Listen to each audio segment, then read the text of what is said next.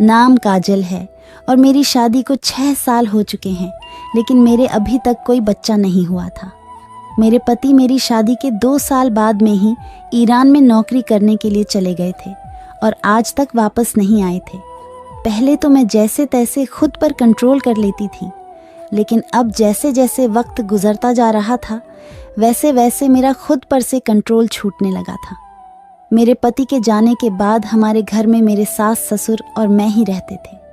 मैं पढ़ाई में बहुत होशियार थी, इसलिए मेरे सास ने जब देखा कि घर पर रहकर मैं बोर होने लगती हूँ तो उन्होंने पास के ही एक स्कूल में मेरी नौकरी लगवा दी। अब मैं रोज़ाना स्कूल में जाने लगी थी और मैं 12वीं तक के बच्चों को पढ़ाती थी। लेकिन वहीं स्कूल में मुझे हमारे पड़ोस का एक लड़का मिला जिसको पहली बार देखते ही मैं उसकी दीवानी हो गई।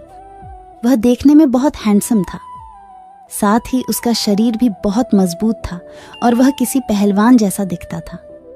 मैं जब भी उसकी क्लास में पढ़ाने जाती हूँ तो मेरी नज़रें बार बार उस पर जाकर टिक जाती थीं।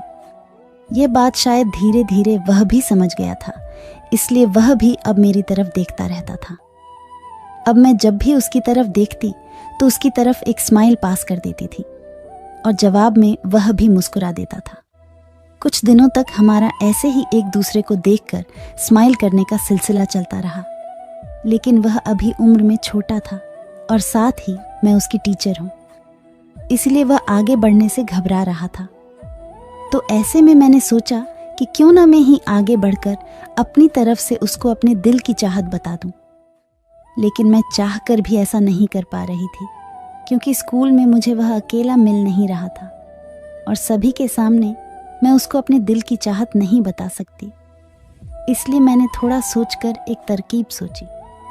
एक दिन मैं उसके घर गई और मैंने उसके घर जाकर उसके मम्मी पापा से मुलाकात की।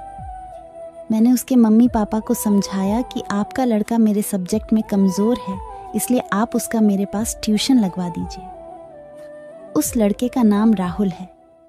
राहुल के मम्मी पापा अपने लड़के के बारे में कमज़ोर होने की बात सुनकर थोड़ा घबरा गए और उन्होंने मेरी बात को मान लिया। अगले दिन शाम को जब मेरे सास ससुर मंदिर गए हुए थे, तब मैंने उसके मम्मी पापा को कॉल किया और उनके लड़के को मेरे पास भेजने के लिए बोला। कुछ ही देर में राहुल मेरे पास मेरे घर आ गया। मेरे सास ससुर मंदिर गए थे और रात को लौटने वाले थे, इसलिए उस दिन मैं घर पर अकेली थी। राहुल के आते ही मैं उसे अपने कमरे में ले गई और 2 घंटे तक उसको पढ़ाती रही। फिर जब उसका वापस घर जाने का समय हुआ तो मैंने उसे अपने दिल की चाहत बता दी। उसने भी एक ही पल में मुझे हाँ बोल दिया।